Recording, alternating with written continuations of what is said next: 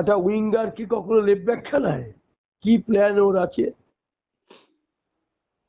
বিষ্ণুকে left back খেলিয়ে দিল কখনো?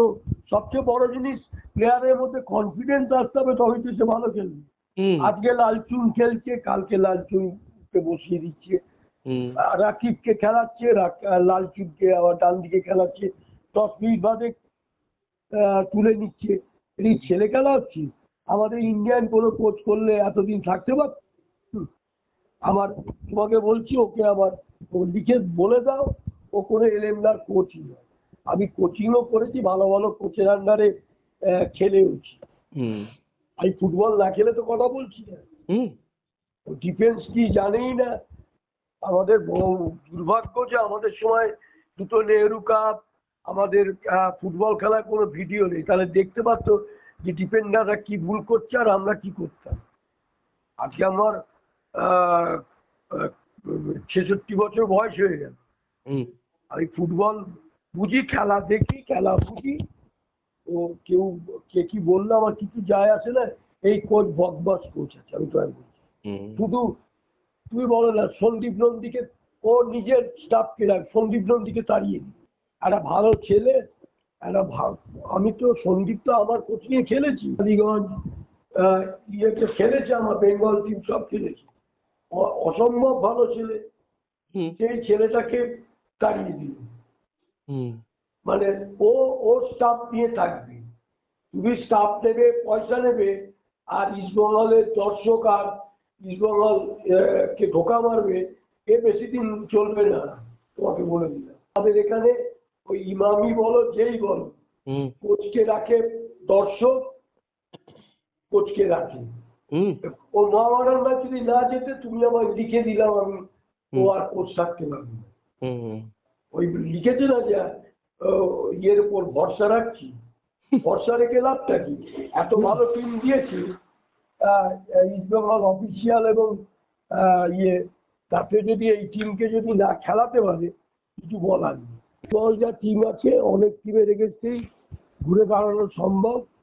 এই কোচ কি করবে, কোচের ওপর আমার কোনো ফেথও নেই, কারণ এই কোচ নিজের কমান্ড নিয়ে থাকে, আর টেকনিক্যালি কিচ্ছু আবার মনে হয়নি টেকনিক্যালি কোচ কোনো সাউন্ড আছে। কারণ এই টিম নিয়ে যদি মহামারান উইদাউট বিদেশিকে নিয়ে নেই, বিদেশি নেই, কিচ্ছু নেই, ভাবতে হয় তো লজ্জার ব্যাপার। এই টিমটা প্রথম দুটো ম্যাচ খেলে জিতে সারা জাগানোর পর মুখ থুবড়ে পড়েছে, বিকজ কোচের দাম্ভিকতার জন্য। কোচ কারোর কথা শুনেও না আমার মনে হয়, কারণ এই কোচকে আবার এই কোচ আর তো কিছু করতে পারবে না। 7 পয়েন্ট নষ্ট করেছে সিঙ্গেল। এবার ওকে যতই টাকা দিয়ে দিই, ও যদি মহামারান ম্যাচ জিততে না পারে, ওকে চলে যেতেই হবে। কারণ ওর ইনভেস্টার ওরা আটকাতে পারবে না। কারণ এই ইস্টবেঙ্গল অফিসিয়াল যারা আছে, তারা এর চেয়ে ভালো টিম বছরে বহু বছর বাদে দিয়েছে। এই টিমটাকে ও ছন্ন ছাড়া করে ফেলবে। একটা ডিফেন্সকে শেখায় না, কখন কাভারিং করবো, কখন লাইন থেকে সেন্টার হলে টপারের পজিশনটা কি হবে, কিচ্ছু করে না।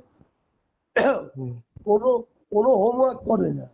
ওই যে জয়গুপ্তকে নিয়ে এলো, তো ভালো খেলেছিল ও, কিন্তু বিরাট, ওকে কয়েকটা জিনিস শেখাতে হবে, যে কখন আমি ট্যাকেল করব, আমি বলের বডিতে তাকাবো না, বলের দিকে তাকাবো। একটা সামান্য মিস্টেক করছি, এটা যদি রেকটিফাই করতে না পারে, এত বড় কোচ, এত বড় টাকা নিয়ে কোচ হচ্ছে, তাকে তো দায়বদ্ধতা নিতেই হবে। মহামারান ম্যাচ জিততে না পারলে ওই ইমামিটা না, ইমামি কারো ক্ষমতারই ওকে কোচ রাখবে। মহামারান ম্যাচে ওর লাস্ট, আমি তোকে বলেছি। বলছিল মিগুয়েল বল ধরলে, বল থাকে তোমার গোলকিপার বাদ দিলে তোমার 10 জন প্লেয়ার আছে। এবার ড্যামি রান কেউ করে না, উইং দিয়ে দৌড়োয় না।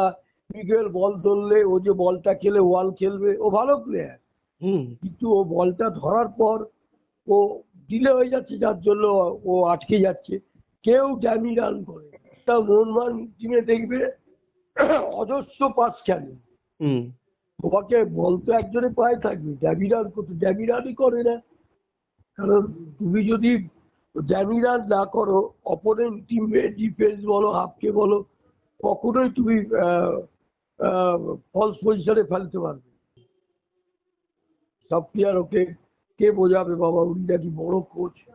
কিন্তু আমার মনে হয় এই এই ইস্ট বেঙ্গল টিমটা ওই কাশি ইন্টার কাশির যে কোচ হাবাস, হুম ওকে দিলে অনেক বেটার।